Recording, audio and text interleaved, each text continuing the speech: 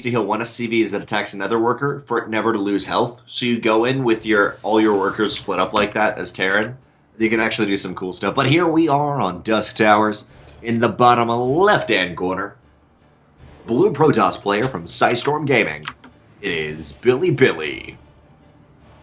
With a best of 5, you can almost test the waters with this first game. See what's up. Yeah, you could, and maybe that's what our red Zerg up in the top right of Dusk Towers will do. Our red Zerg we are talking about is Prebs. Curious if he's going to do anything crazy at first, or if he's just going to kind of ease into a macro game. On this map, of course, we do see a lot of macro games in its nature, and generally, it's a lot easier, though, on the other hand, for Protosses to make these big 2-base plays, purely because you can get yourself nice and fortified. You can't push into it that well. PiLiPiLi has favored going Nexus first, while we see Prebs taking the third as his natural. Just to point something out, I believe you said this in the break, but Prebs is the same rank as PiLiPiLi. Not rank, but same. He's at the same map score as PiLiPiLi so far in the tournament. Yeah, I think I saw both at 6 wins and 1 loss, if I am correct. They both played very well. As usual, PiLiPiLi dominating the RSL weeklies and even has done really well in most of the RSL seasons. But here is his very early scout, which on this map you see 3 hatch before pools so common that why not scout, why not see, hey, can I do some adept damage, which he has been able to attain in earlier games. Early adept damage when your opponent has gone 3 hatch before pool seems like it would be pretty strong because your opponent, his pool's a little bit later. It'll take him a little bit of time to actually get those Zerglings out. And even then, Zerglings versus adepts, the adepts, when microed, will do a very good job. So the roaches that are needed to kind of counter some of these adepts and the queens will take a slightly longer time to get out. Sometimes I have seen the best strategy is just to go really heavy queen and then wait for your Ravagers a little longer, get a nice creep spread going on this map, is how I have dealt with the Protosses in ZVP. I know a lot of Protosses are having issues, but I have issues versus Protoss, so it's been a large thing for me to decide about. 2 adepts on the way for PiLiPiLi, and yeah, he's going to be able to get some damage done. Yeah, the adepts coming out, adepts are very strong, especially in the early game, and like you said, Protoss has problems with Zerg, and Zerg has problems with Protoss. Both have very, very powerful units, and one of those for Protoss right now is the Adept. It can be hard to deal with. We've got 2 Adepts. They were chronoed out there, looking to do some damage as fast as they can. See if there's 2 more Adepts off the back. That looks like one is queued up, and possibly another. If we do see them wait to accumulate, you can move in and really you tank so much damage to the depths against Lings. You can do damage and not even worry about it. It's just like you're being tickled by the Lings. However, PiLiPiLi going Stargate, and this is something I'm seeing more and more on Dusk Towers, and I like it almost. Why not go Adept into Stargate, get an Oracle out? You just kill everything, and this is, I believe, how we saw Troy the Priest lose one of his games. Yeah, it was a pretty nasty attack. The Adepts realize they can't really do anything with all of these queens around. And there is a decent Zergling force to help reinforce. So the Adepts, they got a scout. They did see what was going on, but they can't really do too much harass at the moment. However, the Fades do run in here. The Adepts do get a few shots off, but they do die to those Lings. And that is much more reminiscent of the other Adept pushes I've ever seen. Normally you get between 3 and 5 kills, not too much, but you do force the Zerg to be on their toes and not to be the person's, okay, cool, I'm just going to take 3 hatch and keep macroing from here. They have to be able to compensate and defend. Lings stream across the map, and thankfully, for PiLiPiLi, there is 2 pylons devoted and overcharge. Adept is ready to guard the main, and it looks like he's got a solid defense, making sure that no bases are unchecked. Yeah, but Lings, They see the third, but that's about all they can get done at this moment. The scouting, the info's good, but, as in the case with the Adepts, no real harass can be done now. The Oracle going across the map, though, seeing what it can do. If I'm correct, I remember seeing some spores go down. Yes, there are spores in all 3 bases. Looks like PiLiPiLi is not planning to do this out in a longer game. He's going to go for a macro. Pardon me, not planning to make a two-base play like he has before. It's going to be a macro game. Void Ray on the way off the back of that Oracle. 2 Forges. And we'll see if he can achieve damage with this Oracle. This is something I've seen him do many times before. I've actually, every once in a while, seen him go Void Ray first and go for an all-in. But Oracle gets a big old scout, sees that no layer is done yet, and looks much going Roach Warrant. That should be a nice thing for PiLiPiLi. Well, back at home, he's taken a distinct, not necessarily economic lead, but he's going to be even, which is never good for the Zerg. And the double upgrades here from the Forges are going to be a pretty big deal. The power of those will show themselves pretty soon. Just FYI, Prebs creep spread is beautiful. It's funny because you're like, he's spreading it to the max. How is it bad? Like, no, but he gets all the angles, or how's it good? It's crazy. It's actually hard to do, but great creep spread by Prebs. You will know about this early push if there is anything like that coming out of PiLiPiLi. But for now, honestly, it looks like he's going to hang back, get a 3-base economy, maybe even go up to a 4th, waiting for one. The Twilight Council is about halfway done now for Pili, so he'll be getting another upgrade. The question is, what upgrade? Pili did pick off that drone with the Oracle, preventing that 4th from going down too soon here. Oracle may be able to stasis ward that base if they want to, but looks like it won't.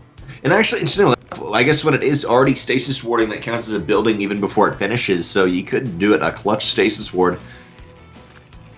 Prebs getting a Ravager on the way. Void Ray, though, shows itself, which is not going to be great for PiLiPiLi. That Prebs knows that, however, it's still, no, it's okay. I'd maybe say go into Muta, however. In the end, maybe he just wants to get Hydras and not lose all his tech, which he has in his 3rd. I guess he maybe saw PiLiPiLi play.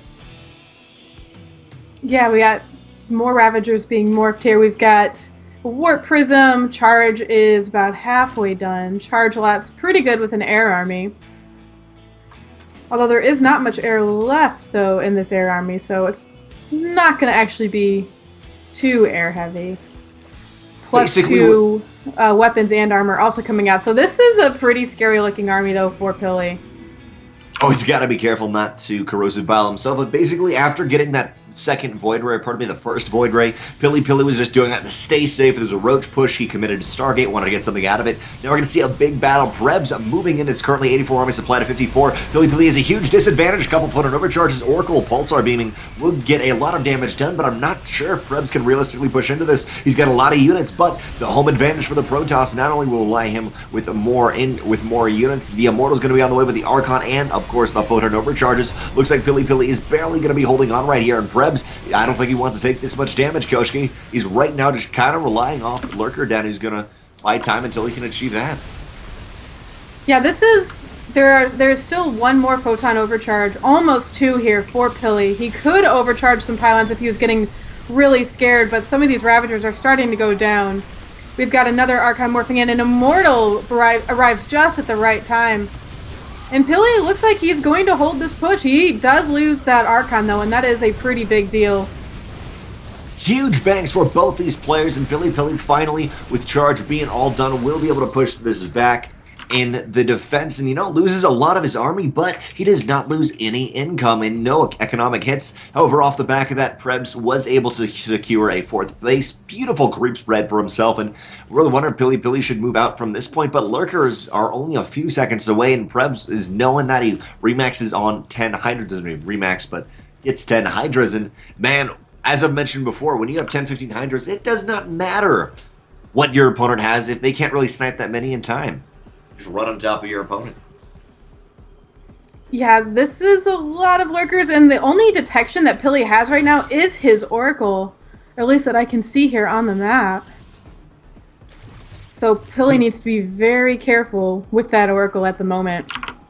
That robotics facility has been preoccupied by Immortals, and a beautiful revelation right on top of Preb's army. Lurkers looking for an angle. They will take this choke point in the middle of the map from the east to the west and deny any aggression into the 4th base of Prebs, but now they're going to pull back. They do not want to do that because you got to remember, not only does revelation show where they are, but it also shows if they're burrowed. So the lack of an observer is now not an issue for PiLiPiLi fighting this army. The revelation is going to wear off, though, in a little bit, and we do not have the energy for another one here for Pili. So needs to be pretty careful about where this army is engaged. The observer, though, slowly making its way across the map. By the way, you gotta remember that PiLiPiLi's army is hugely upgraded. 2-2 charge lots pushing into this. Lurker's doing so much damage. You don't want to clump up like that, PiLiPiLi. PiLiPiLi is on the retreat, loses all of his meat shield. Now the Archons are gonna go down. Only 3 Immortals left, and this Mothership Core maybe is gonna have to teleport home. I believe. Wait, did PiLiPiLi win game 1 or is this game 2? This is game 1. Yeah, this is game 1, that's correct. This is game 1. Is not looking too good for PiLiPiLi. Does have to teleport home. At the same time, by the way, Lurkers are sieging up at PiLiPiLi's 4th base, completely denying the mining, and they can't actually do this from the high ground too, which is something you could do on bridgehead to your opponent's 3rd base too. Lurkers finally will be taken out, but that base is so close to death. But now just the rest of the army reinforcing for Prebs. He's got a chokehold on PiLiPiLi, Koshkii, and I don't know if PiLiPiLi can get himself out of this. GG is called. Prebs takes game 1. This is a best out of 5. So there are at least 4 more games left. Or at the most, 4 more games left, excuse me. At least. You're the one that's like, yeah, let's cast this. And I'm like, I've been more casting games. all day. Finish.